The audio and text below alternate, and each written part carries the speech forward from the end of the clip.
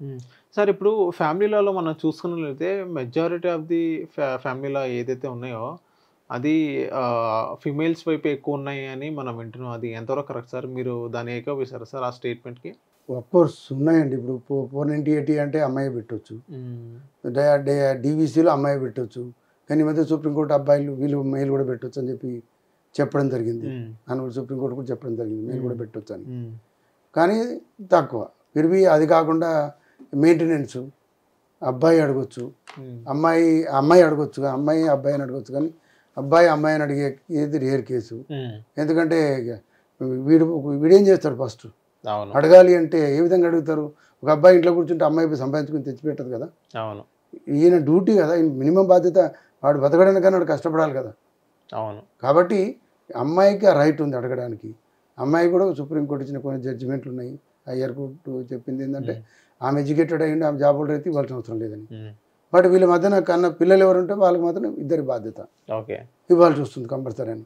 మన దగ్గరకు వచ్చినా కూడా ఈవెన్ మా దగ్గరకు వచ్చిన ప్రతి క్లయింట్కి చెప్తాను, మెయింటెనెన్స్ అయితే నువ్వు ఎంతోమంది పే చేయాల్సి వస్తుంది. It is compulsory. ఓకే. ఇది ఆలోచించుకో నువ్వు, లేదా కలిసిపోతే బెటరు. అది ఏదైతే ఇప్పుడు మెయింటెనెన్స్ ఎంత ఎంత శాతం వరకు ఉంటుంది సార్ ఇప్పుడు? ఒక అబ్బాయి డివోర్స్ అయింది సార్.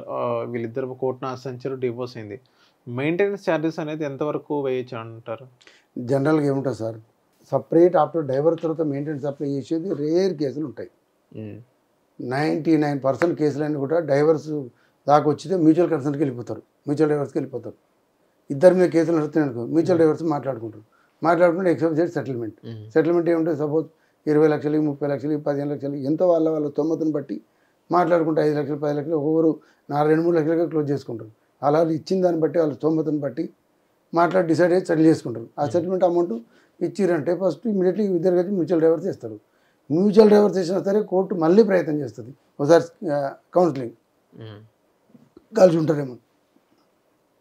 కోర్టు అన్ని స్టేజ్లలో ప్రయత్నం చేస్తుంటుంది కలపడానికి.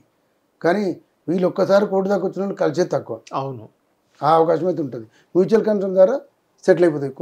ఇద్దరు కోపంతో పెట్టుకునే కేసులు చాలా వరకు మ్యూచువల్ కన్సర్న్లో పోతుంటాయి.